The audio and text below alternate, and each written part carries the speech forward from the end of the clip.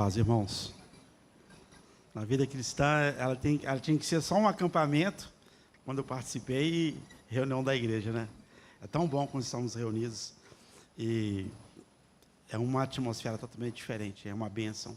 Podemos estar congregados. E também o acampamento das crianças foi uma bênção, a gente poder estar com os meninos lá. E dessa vez, com a ausência dos pais, e eles se portaram muito bem, e vocês estão de parabéns, né? As crianças obedeceram a gente, ficou muito bom aquele tempo que estamos lá com as crianças lá, e correu tudo bem. E eu acho que é uma geração que está se levantando para ouvir, realmente aprender do Senhor. E o meu encargo para esta manhã passa dentro de uma... O Senhor tem falado muito ao meu coração, e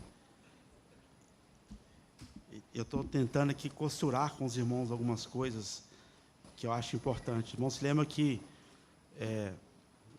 eu só me recordo das duas últimas vezes. Então, a antepenúltima vez, eu falei que o propósito do Senhor é que nós tivéssemos um coração que pensa, né?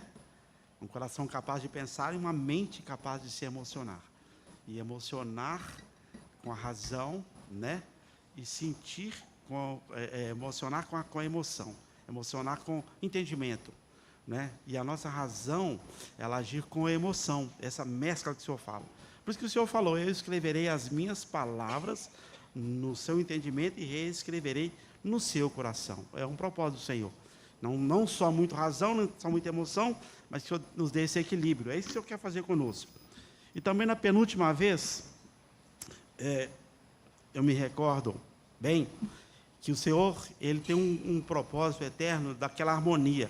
O Pai, ele depositando toda a capacitação no Filho, o Filho e o Espírito Santo na igreja, porque foi o Espírito Santo que inaugurou a igreja, e em contrapartida a igreja olha para o Espírito Santo, pelo Espírito Santo, ela louva Jesus, e o Senhor Jesus pega os louvores da igreja e entrega para o Pai. Então essa recíproca verdadeira, amorosa e perfeita, que Deus estabeleceu na eternidade. Então nós estamos entrando em águas mais profundas, e também eu compartilhei que, com relacionado ao Pai, ao Filho e ao Espírito Santo, a resposta tem sido sempre no mesmo nível, né? O Jesus falou assim, olha, eu faço aquilo que eu vejo o Pai fazer. E o Pai enviou o Filho, e o Filho enviou o Espírito Santo, né? O Senhor Jesus falou lá em João 15:16, capítulo 15, capítulo 15, capítulo 16, fala assim, eu enviarei o Consolador, né? E ele estará convosco, e há de vos consolar. E de fato o Consolador veio, o nosso Paráclito, ele veio e nos consolou. Agora, quando diz respeito à igreja, o Senhor Jesus falou assim, eu edificarei a minha igreja, e as portas do inferno não prevalecerão contra ela.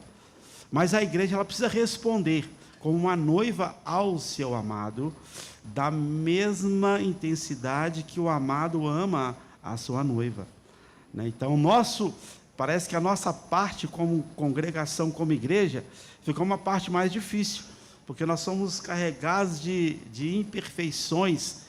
E como é que nós vamos responder à altura aquilo que o filho é digno, como uma noiva responde ao seu esposo? E nós sabemos que o filho responde exatamente aquilo que o pai deseja. Então hoje eu vim trazer aqui mais águas profundas, né? É igual lá no livro de Isaías, né? No livro dos profetas, quando Elias e Eliseu, ele foi andando por águas mais profundas. E agora está um pouco mais em águas profundas aqui. Nós vamos estar entrando em águas profundas. Senhor, nós queremos agradecer ao Senhor por essa manhã. Obrigado, Senhor, pelas crianças, essa geração.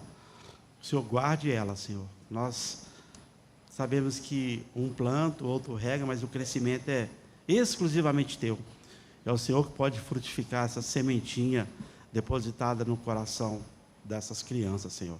Abençoa os irmãos que estão lá se empenhando nesse trabalho, e Senhor, dê a elas a graça de também não ser apenas uma pessoa que transmite, mas também que desfrute de íntima comunhão com o Senhor. É o que nós te pedimos, Senhor, em nome de Jesus.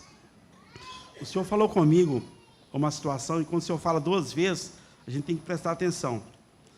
E uma vez o Senhor falou comigo, eu estava em um supermercado, e o Senhor me chamou a atenção para uma situação. Depois o Senhor chamou, na reunião nossa de lares, o irmão falou uma palavra que me chamou bastante atenção.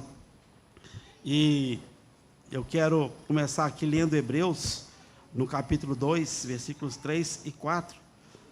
Vamos estar lendo juntos. Hebreus, capítulo 2, versículos 3 e 4. A irmã pode pôr a referência aí, por favor, que alguém está em casa, né? Pode estar acompanhando.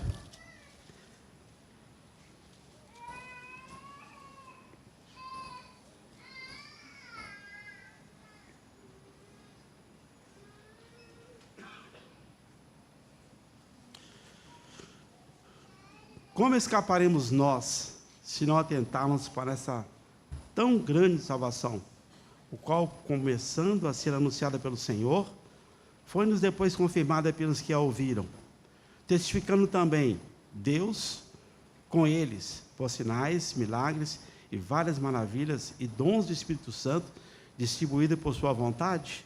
Uma pergunta, né? Como nós vamos escapar se negligenciarmos essa tão grande salvação? É uma tão grande salvação, né? E negligenciar é não dar a atenção. E eu vou discorrer dentro desse aspecto aqui.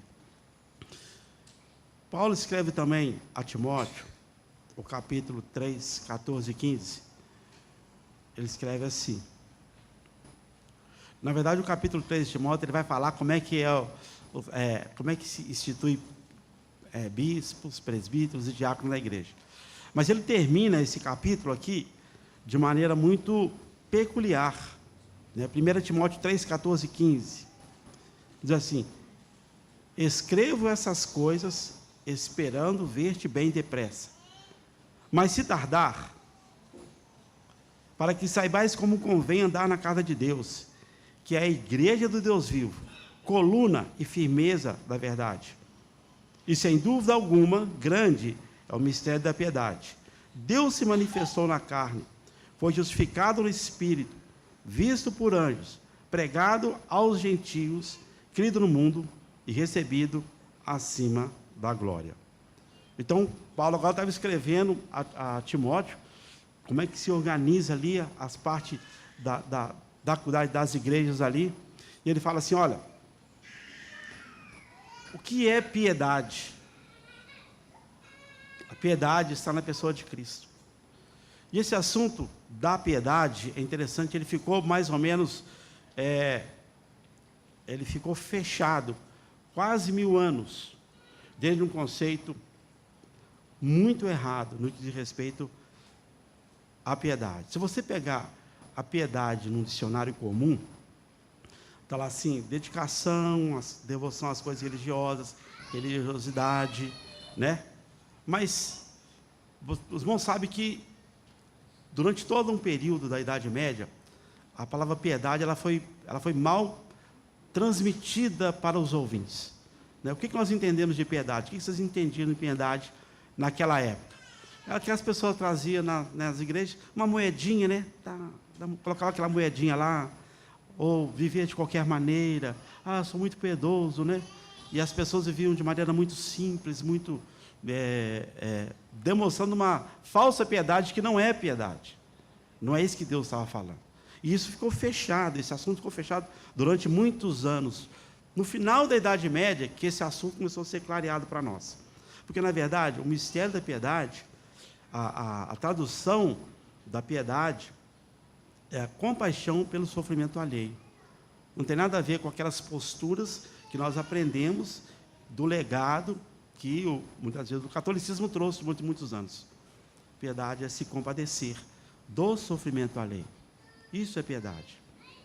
E esse tema começou a ser explicado melhor para nós. Os irmãos sabem, no final da Idade Média, né, com Lutero, com Kant, depois foi com Soren Kierkegaard. Esses irmãos, lá naquela época, eles começaram a trazer o seguinte: olha, o que vocês aprenderam de piedade, isso não é piedade. Nós vamos entender o que é piedade. Piedade é uma pessoa, e é a pessoa do Senhor Jesus. O mistério da piedade estava na pessoa do Senhor Jesus. E aí eu vi uma situação, um exemplo que eu vi no supermercado. E normalmente quando você vai no supermercado, só para os irmãos entenderem onde eu quero chegar, vai o marido e a esposa no supermercado, não é assim, né? Então, principalmente quando é classe média baixa, a esposa põe uma coisa no carrinho, o marido vai e tira, né? Você vai andando, a esposa põe, o marido tira. Ela vira as costas, ele tira, né? É assim, né? E eu vi uma situação, achei interessante. E o marido ele não falou exatamente com a esposa. Sabe quando ele dá aquela murmuradinha abaixo, assim? E aquilo me chamou a atenção, porque eu estava no supermercado, eu estava vendo essa cena acontecer, até comentei isso com a minha esposa, e ele falou assim, e teve uma situação que ela colocou alguma coisa no carrinho lá, não sei o que é exatamente, e ele falou assim, olha, ele falou baixinho, se você soubesse o custo que eu tive para nós estarmos aqui, você não se comportaria assim. Mas ele não falou para ela. Ele falou, se ela soubesse, né, o sacrifício que eu faço para estarmos andando aqui, ela se comportaria de outra maneira. Mas ele não falou com ninguém, mas eu ouvi ele falando isso. E aí eu segui lá a compra, depois eu não ouvi mais. Eu acho interessante quando nós fazemos esse exemplo, porque a questão não é no sacrifício em si, a questão está naquele que é beneficiado pelo sacrifício. Os irmãos estão entendendo? A questão não é o que sacrifica, a questão é aquele que percebe o sacrifício do outro. Será que ele tem essa compaixão? Será que ele consegue perceber isso? A palavra de Deus diz assim, muitas vezes ela é repetida, muitas vezes a palavra de Deus no Novo Testamento é considerar. Considerar aquele que suportou tais contradição. Considerar a Jesus.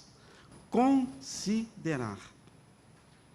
Aquele que concedeu graça, pagou um alto preço, teve um custo. A outra palavra que eu vi foi, essa foi numa reunião de lares, o irmão falou assim, olha, a nossa salvação teve um custo. Ela não é verdade, irmãos? Teve um custo ou não teve? Teve um custo alto. O receptáculo dessa graça, eu tenho que ter no meu coração entender isso. Foi pago um alto preço. Os irmãos podem entender isso? A salvação, ela teve um custo. É lógico, irmãos. A palavra diz assim, pela graça somos salvos. Isso é um fato. Nós somos salvos pela graça. Mas aquele que derramou a graça, ele pagou um alto preço. Não foi de graça. 1 Pedro 1, 10 e 11 diz assim, da qual salvação inquiriram e trataram diligentemente os profetas que profetizaram da graça que nos foi dada, indagando que no tempo da ocasião, o Espírito de Cristo, que neles estava, indicava anteriormente, testificando os sofrimentos de Cristo, que havia de vir, e a glória que havia de seguir. A graça nos foi dada. Quando eu e você contemplamos aquilo que o Senhor fez por nós, o que tem em seu coração, a graça nos foi dada. Eu não estou falando que você tem que retribuir, porque isso a piedade ensinou. O pensamento piedoso da Idade Média ensinou isso. Não. É reconhecer e responder a essa graça. E nós entramos na vida cristã, né? É interessante que tem um texto em Romanos, até o irmão leu hoje aqui, eu vou só citar. Deus prova o seu amor para conosco. Prova ou não prova? Deus não prova o seu amor para conosco?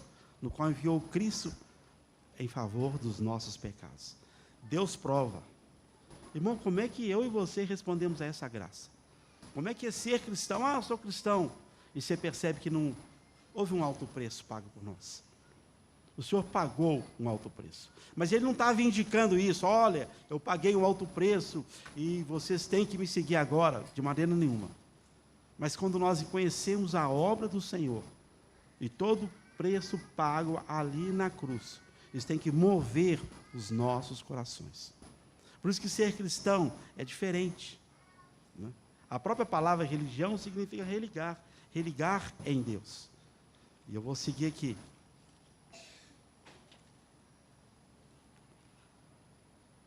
Em Isaías 53, nós vemos esse trecho muitas vezes, e repetidas vezes, e até cantamos esse trecho. Isaías 53, 4 a 5, diz assim: verdadeiramente Ele tomou sobre si as nossas enfermidades, e as nossas dores levou sobre si. Nós o reputávamos por aflito, ferido de Deus e oprimido. Mas Ele foi ferido por causa das nossas transgressões, e moído por causa das nossas iniquidades. O castigo que nos traz a paz estava sobre Ele, e pelas suas pisaduras nós somos sarados. Irmãos, uma coisa maravilhosa aconteceu aqui.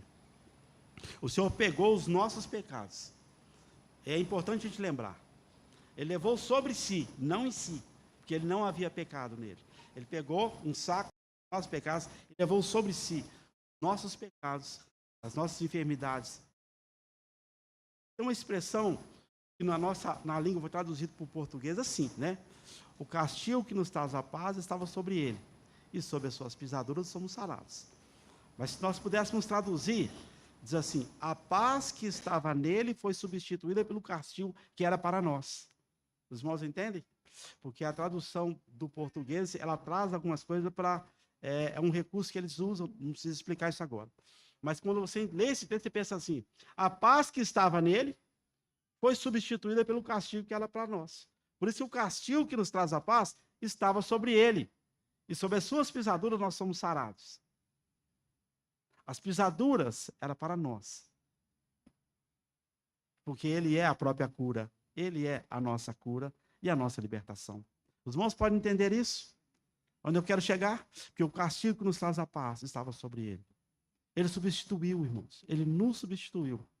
Toda a ira de Deus que era para vir para nós, o Senhor tomou sobre si.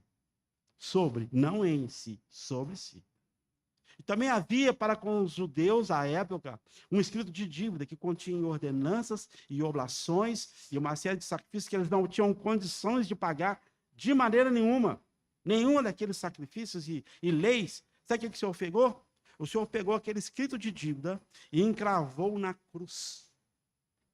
Tudo que estava destinado à lei, de serviço, de ofertas, de trabalho, de envolvimento, que eles não conseguiam fazer, era um escrito de dívida. O Senhor pegou aqueles e encravou na cruz. Não é? Você teve no mundo das lamentações, você viu um tanto de papelzinho enfiadinho lá, né? É mais ou menos assim. A cruz está lá. Se pedir um pintor, um artista para fazer essa figura, ele ia fazer uma cruz cheia de papelinho ali, milhares de papelinho encravado ali, porque o Senhor encravou na cruz o escrito de dívida que era contra nós, que continha serviços e ovações e uma série de outras coisas. Então, como é que é o nosso serviço a Deus? Como é que vai ser o meu serviço a Deus de agora em diante? Sendo que não preciso fazer mais nada. Essa é a verdade. Mas eu também não posso ficar na inércia. Eu não posso ficar parado. Então, vamos continuar. Em Hebreus diz, vou tornar a repetir, né? É 1 Coríntios 15. 1 Coríntios 15, 3 e 4, diz assim: porque primeiramente eu vos entreguei o que também recebi, que Cristo morreu por nossos pecados, segundo as Escrituras, e foi sepultado e ressuscitou ao terceiro dia, segundo as Escrituras.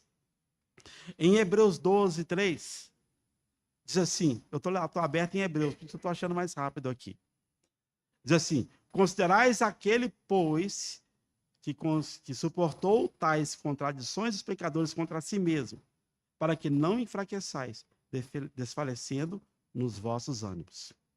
Irmãos, a ênfase que eu quero dar no manhã aqui é que houve um alto preço.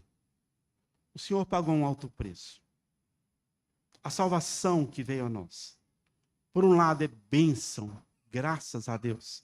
Mas, do outro lado, ela teve um alto custo. Primeiro teve a separação do Pai e do Filho, lá na eternidade, para vir para nos salvar. Depois teve a sua encarnação.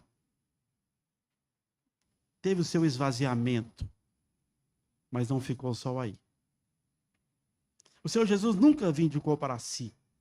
Ele nunca quis para si essa honra. Ele nunca fez em troca de coisa alguma. Eu vou citar alguns exemplos aqui, interessantes. Os irmãos se lembram daquela passagem dos 10 leprosos? Eram 10 leprosos, e o Senhor Jesus passa por eles, e tem ali um diálogo, e o Senhor Jesus fala, vai, e eles foram. E durante o caminho eles foram sendo purificados, não foram? Quantos que voltou para agradecer? Hã? Um só, não foi que voltou para agradecer? E o Senhor Jesus falou assim, no diálogo, ele fala assim, porventura não são 10 os leprosos? Né? Onde estão os outros 9? Mas aí Jesus falou assim, não, vai lá, fala com os 9 para voltar para me honrar. Jesus falou isso? Falou não. Né? Ele nem gritou, ó, vou fazer uma coisa por vocês voltem para agradecer. Nada. Porque a graça é graça. A bênção é bênção. Ele podia falar com aquele outro lá, ó, você fala com aqueles 9 lá, o seguinte, eles vão voltar a ser leprosos de novo, porque eles não vieram para agradecer. Jesus fez isso? Não, ele não fez. Ele simplesmente, né, ele simplesmente recebeu a gratidão daquele único que voltou. Os irmãos podem entender onde eu quero chegar. Às vezes nós recebemos o Senhor Jesus e vamos andando, e não voltamos para agradecer. E nós somos até abençoados, mas nós não voltamos para agradecer. Estamos indo. Não vai mudar, ele não vai tirar sua bênção. Porque as bênçãos do Senhor e os dons são irrevogáveis. Mas tão poucos de nós temos um coração realmente grato ao Senhor. Tão poucos. Realmente o reconhecemos que um preço foi pago em nossas vidas. E isso norteia toda a nossa vida. Isso norteia nossos princípios mais básicos na vida cristã. Como nós nos procedemos na casa de Deus, que é a coluna e baluarte da verdade. Onde a verdade é o lugar de suprema reverência ao Senhor, porque é a casa de Deus. Se eu entendo, quando eu saio da minha casa, que eu estou comemorando, celebrando uma ceia, com aquele que me substituiu na rude e amarga cruz, aquele que tomou o meu lugar, como é o meu coração, como está o meu coração para esse Senhor tão maravilhoso que morreu em meu lugar. Aí nós temos a nossa semana. E você se lembra que você foi perdoado para sempre. E às vezes é tão difícil para nós perdoar, não é? Vocês se lembram que ele não reivindicou nenhuma vingança, mas ele disse lá na cruz, ele disse assim, Pai, perdoa-lhes. Eles não sabem o que fazem. Mas ele podia falar assim, agora vocês vão ver comigo. Porque ele tinha autoridade para isso. E lá no Getsêmani também ele diz assim, olha, Senhor, que não seja a minha vontade, mas seja feita a tua vontade. E em tantos trechos onde o Senhor Jesus poderia exercer toda a sua autoridade como Filho de Deus e pedir que algumas coisas mudassem naquele momento, e ele submeteu. E isso norteia a nossa vida, quando nós estamos procedendo. Vamos continuar. Mas a palavra de Deus, ela não deixa margem para que não haja reconhecimento. Sabe quem que honrou a Jesus? Quem que honrou a Jesus? O Pai. O Pai honrou a Jesus. E ele não falou assim, olha Pai, eu vou descer, fazer a sua... Não tem esse registro. Eu acho que não, isso não aconteceu. Não tem. Eu vou descer, vou fazer tudo que o Senhor mandar e o Senhor vai me honrar. De maneira nenhuma. Não, isso não aconteceu. Porque na cruz ele clamou, Deus meu, por que me abandonaste? Se ele tivesse... É complicado, hein? Se tivesse convicção, né? De que ele seria honrado, ele não podia falar isso, né? Não, Senhor, eu vou concluir meu trabalho aqui, não é isso? Mas como um homem, ele bradou, Deus meu, por que me abandonaste? E nele estava a vida. Olha que sério isso, irmãos. Mas o Pai honrou. Filipenses, nós cantamos esse cântico também. Filipenses 2, de 6 a 10.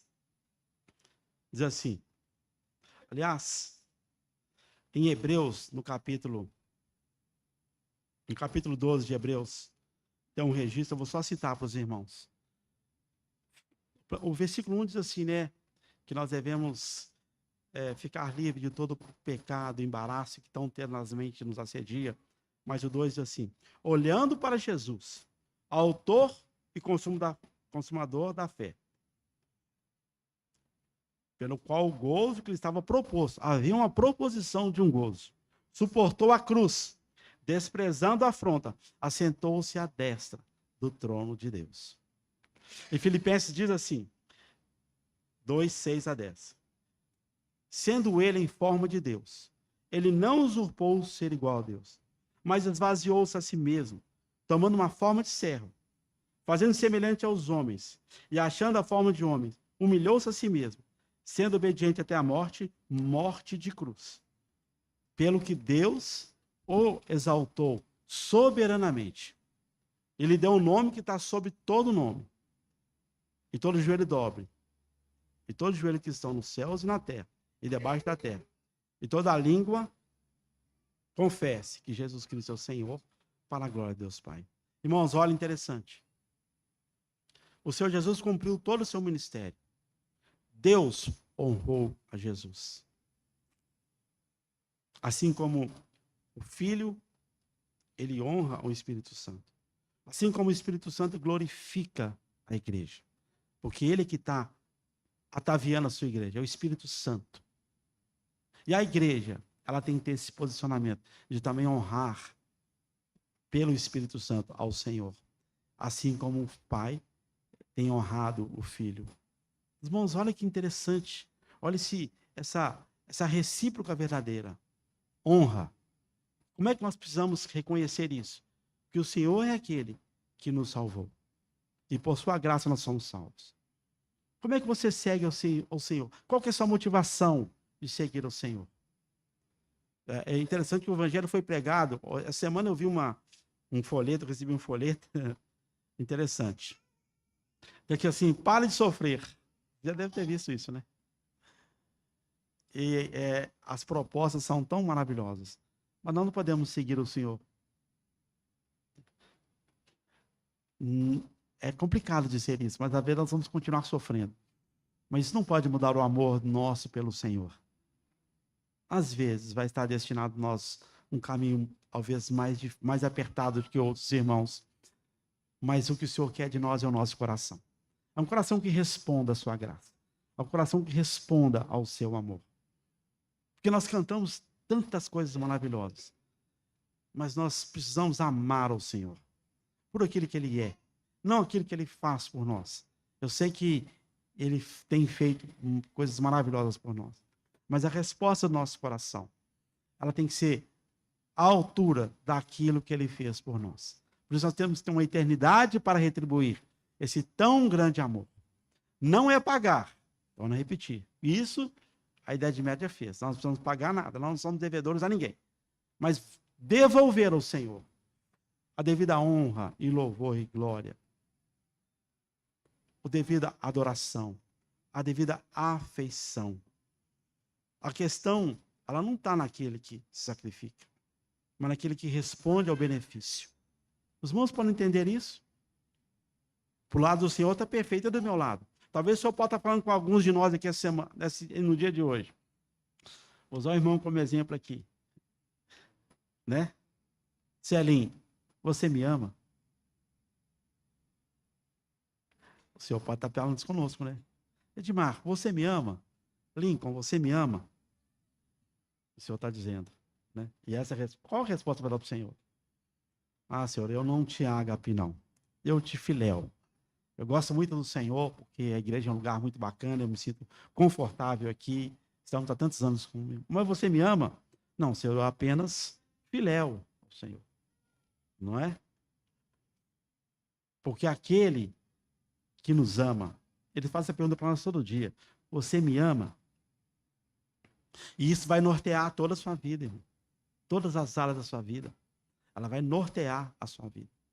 Porque se você sabe que você foi muito amado, você sabe que você foi tremendamente perdoado, o que cabe a nós, a não ser também amar e perdoar? É fácil? Não é fácil. É impossível a uma razão humana, ou uma emoção humana, ter tal procedimento. Mas se você olha para aquele que te substituiu na rude e amarga cruz, e você olha para ele e contempla aquele que te perdoou, Um me perdoou, então eu preciso perdoar. Eu sou amado, por isso eu posso amar. Alguém aqui acha que não é amado pelo Senhor? Tira suas circunstâncias de lado e pense, você é ou não amado pelo Senhor? Amém, irmãos? Amém? Tem gente que não é amado pelo Senhor, não. Irmão, nós somos amados pelo Senhor. Porque o Senhor nos ama de fato. Ele prova o seu amor para conosco. E Deus continua provando cada dia o seu amor para conosco. Agora, quando nós pomos a nossa circunstância, você fala, oh Deus, o Senhor não me ama. Oh Senhor, o Senhor não me ama, não. O Senhor ama a irmã. O Senhor ama o Bernardo, mas o Senhor não me ama. Mas tira a sua circunstância de lado e vê que há muito amor ali. E se você consegue responder a esse amor, você pode pôr sua circunstância. Você fala, ainda assim, através da circunstância, Deus continua me amando. Os irmãos podem entender? Você tem que fazer 2 exercícios. Primeiro, tira a sua circunstância. E fala, não, de fato, Deus me ama. Põe suas circunstâncias. Não, Deus continua me amando. Apesar das circunstâncias. Não é? Porque nós temos que trazer razão aos cânticos que nós cantamos. Irmãos, até me perdoe, eu presto muita atenção em cânticos, porque é um dos meus exercícios na área que eu sou formado, é prestar atenção em tudo que se lê, que se fala, que canta. Então, nós cantamos Deus, o nosso refúgio, socorro, bem presente na angústia, né? E tá assim, mesmo, como é que é esse cântico lá? Mesmo que a terra se abale, irmãos, lançados sejam os montes no mar, mesmo que a terra se perturbe, mesmo que as águas se perturbem e que os mais altos montes estremeçam. Irmãos, há um rio de água que alegra a cidade de Deus. Deus está no meio dela, por isso não será abalado. Irmãos, nós vivemos num país que nós estamos muito tranquilos, mas eu não sei como é que foi os nossos irmãos lá nos Estados Unidos com aquele furacão que passou lá. Não sei. O calor aqui já foi motivo de nós murmurarmos muito, né? Só um calorzinho aqui. Ainda mais gente que é mais avançado, a gente sente muito calor, não é? E aí nós percebemos que as coisas que estão acontecendo ao nosso redor, elas interferem e muito na nossa relação pessoal com Deus. E nós temos que estar atentos. Se eu canto um cântico desse, Senhor, tu és o meu refúgio, então o Senhor vai permitir abalar alguma coisa. E nós ficamos bastante desencorajados quando alguma coisa sai do nosso normal, da nossa estrutura. Por isso nós precisamos relacionar com Deus, para perceber que Ele nos ama, apesar das nossas circunstâncias. Esse cântico que eu pedi para cantar, né? Deus que não cansa de amar, mesmo em meio às fraquezas. Não é assim, Juninho? Nós vamos te adorar. Nós vamos te buscar. Mesmo com as nossas fraquezas, nós vamos continuar buscando o Senhor. Porque Deus não se cansa de amar. Ele continua nos amando. E as pessoas que, nos dias de Jesus, tem várias pessoas, várias cenas maravilhosas. Mas eu separei 3 cenas aqui, muito importantes para a nossa meditação nessa manhã. Pessoas que encontraram com Jesus, né? Mas nós somos privilegiados. Embora não o vendo, amamos, né? Embora não o vemos, nós o amamos. Eles viram o Senhor Jesus. Os irmãos se lembram daquela situação da viúva pobre? Está lá em Marcos 12, 43 e 44. Ela deu tudo que ela tinha, não é? Da sua pobreza. E ela ofertou mais do que todos os outros. É uma postura. Ali ela demonstrou que ela tinha serviço. Ela deu tudo que ela tinha, não é? Porque ela percebeu, sim, é muito maior aquele que é meu amigo do que aquilo que eu tenho. Eu posso abrir mão de tudo que eu tenho, porque aquele que é meu amigo é maior de tudo que eu sou e que eu tenho. Ela deu tudo que ela nem se preocupou. Ela deu tudo que ela tinha. Ela manifestou ali um serviço ao Senhor. Depois você tem uma situação que é lá o centurião, em Lucas 7, 9. O Senhor Jesus fala assim, ó. O Simão conhece aquela narrativa, né? De Lucas 7, 9. Aí o Senhor Jesus fala assim, nem em Israel, nem no meio da minha família, eu vi tamanha fé. Aquele centurião, ele demonstrou ali um testemunho que reconhece a autoridade do Senhor. Não é? Ele reconhece a autoridade do Senhor. Existe um ditado popular né, na nossa cultura, eles falam assim, fulano de tal está com uma dificuldade, está nas mãos de Deus. Né? Até abaixa a cabeça, né? Nossa, está nas mãos de Deus agora. Viu, Celinho? Não é? Assim, não é assim que a gente faz? Viu, Bernardo? Está nas mãos de Deus. Olha o desânimo nosso. Graças a Deus que está nas mãos de Deus. Não é assim, graças a Deus está nas mãos de Deus. A gente fala assim, agora acabou mesmo, está nas mãos de Deus. Nós estamos desanimados conosco mesmo, com relação ao nosso Senhor, porque nós não o amamos. Assim, graças a Deus, está nas mãos de Deus. Eu sei que nenhum de nós nem vislumbra chegar em tal situação, o médico fala assim, ó, não tem mais jeito, está nas mãos de Deus. Né? Mas graças a Deus, se está na mão de Deus, está em boas mãos. Louvado seja Deus por isso. Apesar das circunstâncias. Então, quando alguém falar com você, está na mão do Senhor, obrigado. Está nas suas mãos mesmo, eu sei em que eu posso confiar. Eu sei que vive o Senhor, e bendito seja a minha rocha, né? Exaltado seja o Deus da minha salvação. Então, se nós mudamos a nossa maneira de responder a essa graça, nós temos um testemunho de que nós, de fato, o amamos. Então, estar na mão de Deus não é o fim da linha, é o início de uma jornada maravilhosa. É o início da eternidade maravilhosa. Está nas mãos de Deus. E nós realmente falamos isso bem para baixo. E depois aquela mulher, lá em Mateus 26:3, ela derramou, né? Ela derramou lá um perfume sobre a cabeça de Jesus. Ela ungiu a Jesus. Quem estava lá naquela hora, qual que é a palavra que vocês lembram lá? Um dos discípulos falou assim, que desperdício, não foi? Mas aquela mulher, ela percebeu o seguinte, eu encontrei aquele que me amou demais. Ninguém me amou como ele me amou. Então, perfume para mim não tem mais valor. Ele tem muito mais valor do que o meu perfume. Eu posso depositar o meu perfume nele. Os irmãos podem entender? Você tem algo muito valioso, que é maior que o Senhor Jesus, tome cuidado com isso. Entregue ao Senhor Jesus. Não é? Nada pode ser mais valioso que o Senhor Jesus. Eu entendo que aquele vaso ela abraça, aquele perfume devia ser caríssimo e devia estar muito tempo guardado ali, mas ela guardou para um momento especial, para a pessoa mais especial, para quem ela representa. E quem a representa, que é o Senhor Jesus. Os irmãos podem entender? Não tem nada na sua vida que seja mais valioso do que o Senhor Jesus. E não tem nada que seja propriamente seu que não possa ser dado a Ele, se você o ama. Uma vez eu escutei alguém falando, não, entregar a vida ao Senhor Jesus é muito ruim, que Ele toma tudo da gente. Ô Senhor. Ó, irmãos, entregar a Jesus, acabou a sua vida, gente, acabou a vida. Aí que começa, né? Aí é que começa a nossa vida. Nós entregamos tudo a Ele. Senhor, é tudo teu. Meu filho, minha família, meus bens, minha cultura, seja lá, tudo é teu, Senhor. Não tem nada propriamente meu que não possa ser compartilhado com o Senhor. Porque é do Senhor. Nós lemos aqui que nós fomos comprados, estamos vendidos no mercado de escravos. E o Senhor nos comprou. E Ele nos pagou, Ele pagou a nossa vida com o teu próprio sangue.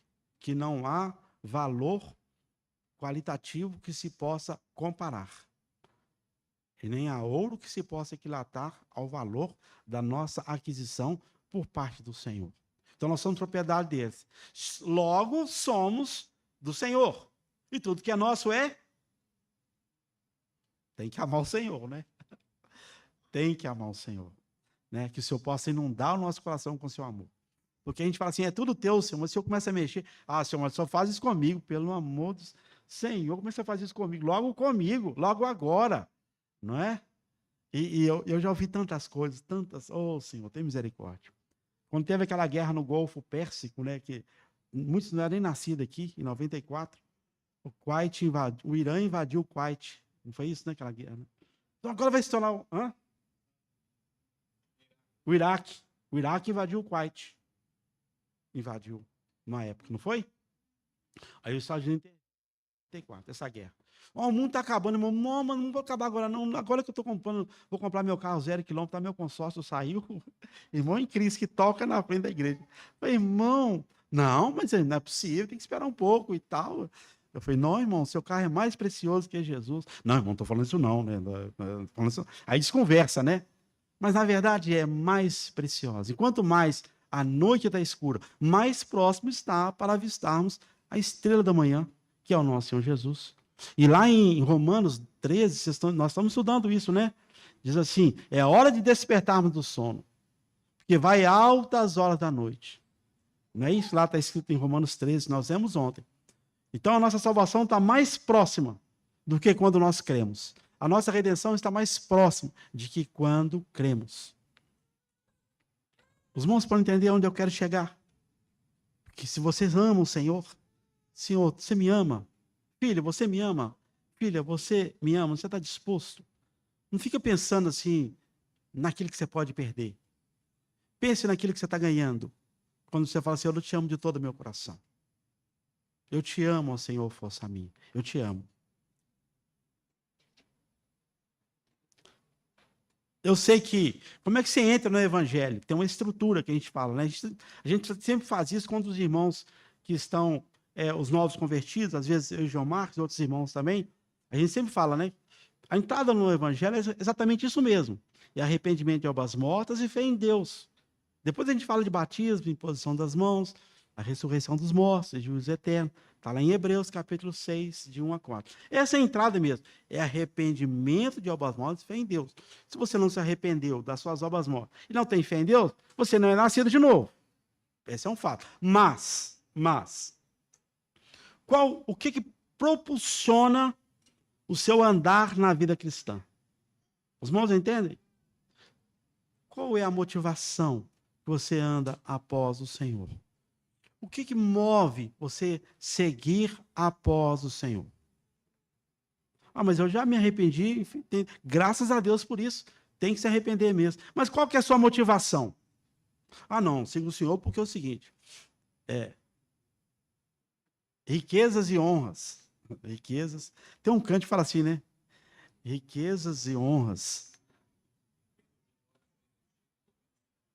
Riquezas e glórias vêm de ti. Nossa, isso é muito bom. Quem não gostaria de servir o Senhor dentro dessa perspectiva, né? Ó, Senhor, eu vou te seguir porque riquezas e glórias vêm de ti. Graças a Deus, o Senhor é aquele que abençoa, ele supre, ele é o mantenedor de nossas vidas. Graças a Deus por isso. Mas não pode ser isso que motiva o seu caminhar com o Senhor. Não pode ser isso. Isso é o dínamo que funciona? Não, Senhor. Eu estou aqui porque eu sei que eu estando aqui eu vou ser muito abençoado e tudo que eu fizer eu vou prosperar, graças a Deus. Na verdade, a Bíblia tem mais promessas do que repreensão.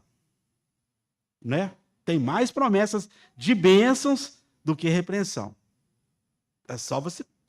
Eu sou da época da caixinha de surpresa. Está aqui meu irmão Melk. Caixinha de promessa. Está aqui irmão Melk e Pierre também, que é os antigos. Não tão antigos, né, Pierre? A gente reunia nas casas com o doméstico, né? E eu era o leitor, porque eu era pequeno, minha mãe já era mais coroa, e os velhos não conseguiam enxergar direito. Aí tinha assim, tira pro fulano, é uma caixinha assim. Eu acho que quem não tem, vou mostrar depois. Aí você tira assim, tem bênção, só tem bênção, né? Era verde, amarelo. Quem se lembra dessa aí? Não se lembra, o mais antigo lembra aí. Ó. Era caixinha de promessa. Mas, irmãos, é bênção mesmo. A palavra de Deus tem mais promessas de bênçãos do que de repreensão. Porque o Senhor, para repreender, ele não usa de repetição. Não é verdade? O Senhor para repreender, ele não fica repetindo igual a gente, como o pai faz com o filho, não. O Senhor, para repreender, ele fala assim, ó, Adilson, em verdade vos digo. Não é assim que o Senhor fala? O Senhor fala assim, outra vez vos digo. Acabou. Mas as bênçãos, nossa, eis que tem pensamento de bênção e não de maldição, né? Tudo que você plantar, e você vai colher, bênçãos vai vir para a sua vida, e se crer será salvo em tua casa, e bênçãos e bênçãos e bênçãos, mas não é essa, inicialmente, a razão pela qual você anda ao Senhor. Você anda porque você reconhece que você deveria estar Você não deve estar aqui, nem eu, nenhum de vocês. Irmãos, tem uma figura muito interessante, eu já até citei isso uma vez, na Idade Média, no início da Idade Média, terceiro século, voltou na arena aqueles embates com gladiadores. Então o gladiador lutava com o seu oponente, na hora dele matar, ele levantava a espada, o oponente está lá quase morto, e ele tinha que olhar para o rei, né? Ou para o César na época. Se o César fizesse assim, era sobreviver. Se ele fizesse assim, não é isso? Já era. E a galera ficava assim, mate, né? A galera tudo assim, mata, não, tudo assim, a galera, todo mundo assim, e fazendo assim a mão para baixo, para o oponente acabar de ser. É mais ou menos assim. Havia lá, nós estávamos nessa arena, e havia uma espada para nos imolar. A morte. Estávamos destinados à morte. Mas quando a morte, ela olha para o trono está assim, ó. Amém? Aleluia. Porque se o trono faz assim, a morte passaria de todos nós. Então a morte não tem autoridade sobre a nossa vida, a não ser que o Pai conceda autoridade. Então estávamos destinados à morte. Os irmãos podem entender esse cenário? Que bacana. Então nós estávamos ali. E a morte assim, nossa, se ele abaixar a mão, eu vou deitar e rolar aqui nessa humanidade. Mas o Senhor faz assim. Ele é piedoso. Porque Jesus, ele é o piedoso. Ele teve misericórdia de nós. Mas ele fez muito mais. Tinha que ter pago um preço. Então agora ele se fez esse cordeiro. Ele se fez esse que nos substituiu. E não somente isso. Pode sair todo mundo. Eu fico no lugar desse. Mas como ele era o autor da vida, ele não pode ficar muito tempo retido da morte. E nem o seu corpo viu a corrupção. Alguém, depois de 3 dias de morto, não tem jeito, já entra em decomposição. Acontece lá um termo científico que chama falência hemodinâmica do sistema. Né? Aí para os médicos aí, ó, cadê a Eliane? Né? Para cérebro, coração, rins, trato gastrointestinal. Depois, pele, músculos e ossos. Isso passa em 90 minutos. Aí depois começa a se decompor. A não ser que ficar congelado. E graças a Deus, o Senhor Jesus não ficou congelado, não. Morreu mesmo, de fato. Foi colocado. Mas ele não entrou em decomposição. As únicas marcas que ele teve foi dos cravos e aquele corte no seu lado esquerdo. A morte não pode deter o Senhor Jesus. Ele não entrou em decomposição. E quando agora na sua ressurreição, nós somos juntamente ressurretos com ele. E a dívida foi totalmente paga. Irmãos, estou encerrando. O almoço vai sair 2 horas, eu posso terminar mais adiante. Se estamos em Cristo, pelas bênçãos recebidas, ainda não somos aptos a ser chamados de cristãos. Porque cristão tem um princípio, irmãos, eu tenho que falar. O cristão tem que aprender a padecer. E eu sei que é difícil para nós, não é? Como cristão, nós vamos ter que padecer. Alguma restrição vai vir sobre nossa vida. Quanto mais velho ficamos, mais restrição vai ficando. Né? Quando você é um crente adolescente, é um crente adolescente.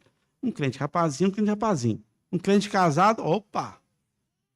Um crente maduro, um crente idoso. Não é? E as coisas, nós ficamos mais restritos. Não é, Adriano? Não vai ficando restrito? Aí você vê um menino assim e fala, nossa, eu já fui assim. Né? Aí você fala, graças a Deus não sou mais. Né? É lógico que tem muita gente que ainda inverteu a ordem ainda, né? Tem crente velho querer ser crente adolescente, ainda tem muito assim. Mas o normal é que você, cada vez que passa, é mais estreito o caminho. O crente jovem, ele vai entrando, a porta está assim, é estreita. Mas quanto mais passa, mais estreito vai ficando. E quando você vai ficando velho, aí você fica mais estreito ainda, não é? Eu conheço um senhor de 100 anos, vai fazer 100 anos. Ele tem 90, 80 anos que ele é cristão. Ele fala, não, a porta é muito estreita para mim, porque eu estou muito limitado. Eles têm que me levar no banheiro, eu tenho que andar com o andador, eu tenho que fazer... Fisioterapeuta vem aqui em casa, mas ele é lúcido, muito lúcido. Eu falo, nossa, eu fazia tanta coisa, né? Ele é tataravô já. Ele está muito restrito. Eu falo, eu estou muito restrito, a porta é muito estreita para mim, porque eu não posso fazer nada do que eu posso fazer, a não ser orar ao Senhor e bendizer o teu nome. Graças a Deus, né? que ele ainda tem lucidez para fazer isso. Irmãos, e quanto mais o tempo se aproxima, aquele dia, mais restrição nós temos. Mas isso é para a bênção para nós. Essa restrição é para o nosso bem. Esse detalhe da santificação que os irmãos tanto compartilham aqui é para o nosso bem. É para o melhor que Deus para nós. Então, eu vou terminar, né? Diz assim, como é que você vai fazer a partir de agora? Considera Jesus. Torno a repetir, você não tem que pagar essa graça. Você tem que reconhecer, obrigado, Senhor, o Senhor morreu por mim. Foi pago um alto preço. A salvação não é uma coisa que pode ser banalizada de qualquer maneira. E piedade não é isso que eles ensinaram para vocês, para nós, nos sistemas religiosos. Não é piedade. Piedade é ter misericórdia do sofrimento alheio. Por isso o Senhor Jesus era piedoso. Ele teve misericórdia de nós. Ele viu que nós éramos escravos. Ele viu que nós éramos oprimidos. Ele viu que nós éramos presos e não havia destino nenhum para nós. E ele é o todo misericordioso. Ele teve misericórdia de nós, porque ele é piedoso. Ele pôde se compadecer de nós. Ele sentiu as nossas dores. Por isso, para nos salvar,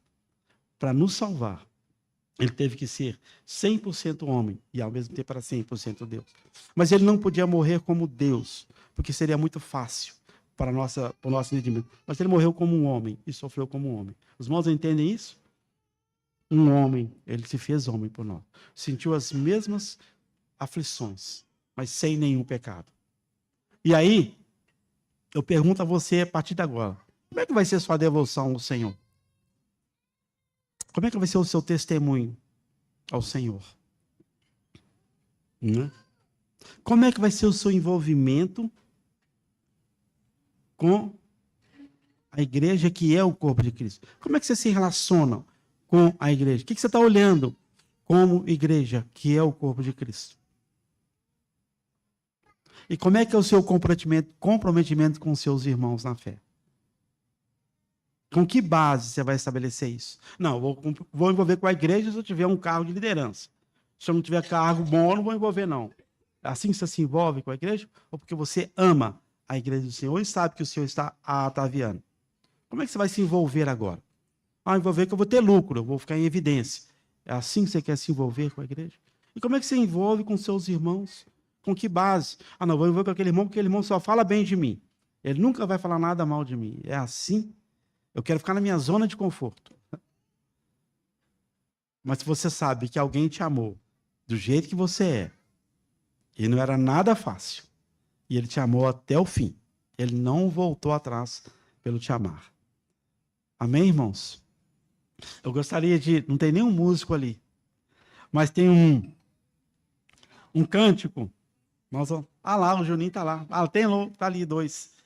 Tem um cântico. É uma declaração. E eu quero dizer para vocês que a ênfase desse cântico está exatamente na última estrofe. Não está nas demais. Elas têm sua relevância. Mas essa última estrofe ela é mais significativa para o que eu quero trazer hoje, no dia de hoje. Eu queria convidar os irmãos, vamos encerrar cantando esse cântico. Ore ao Senhor essa canção. Ore ao Senhor, irmão, essa canção.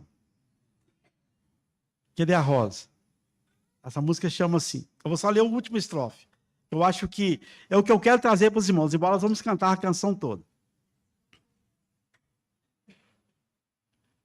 Diz assim. Eu quero que vocês saiam daqui hoje. Não saia embora, não. Vai lá para o almoço, né?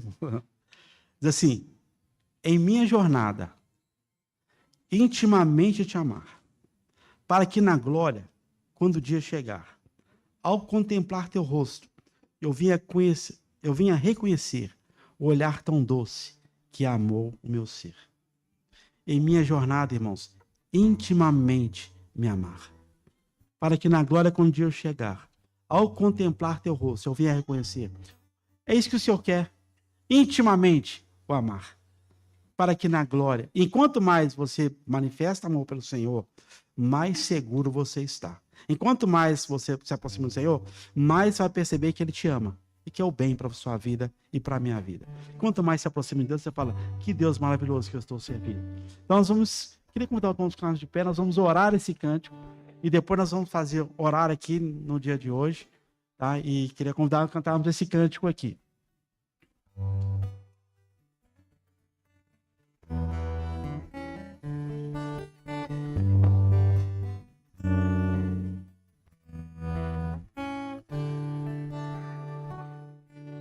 Rei do universo, te dou louvor, com tantas bênçãos me cerca, Senhor. Oh, tu és a fonte de alegria, prazer melhor que a própria vida é a te conhecer. Tu és o dono do meu coração. Tu és o dono do meu coração. E não há outro. E não há outro. Só tu és o dono do meu coração. Só tu és o dono do meu coração.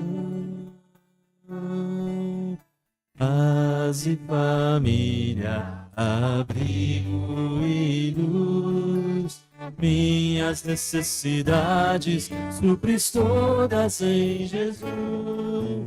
A Senhor e a prata, a sede da minha alma é a te pertencer. Tu és o dono do meu coração.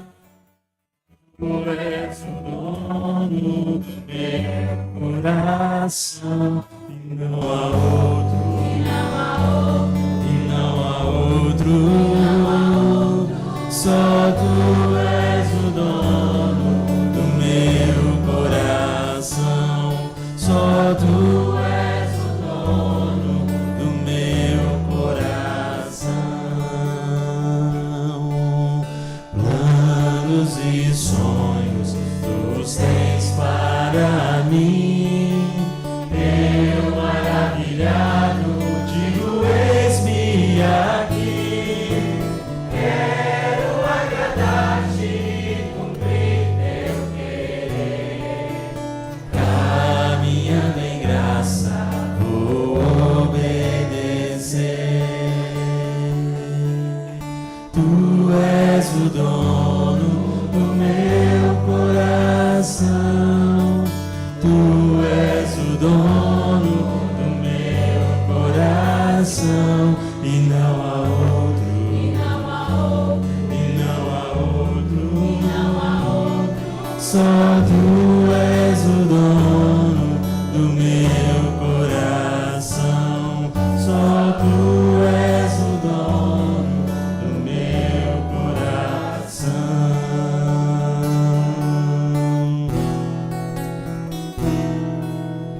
Em minha jornada intimamente te amar, para que na glória quando o dia chegar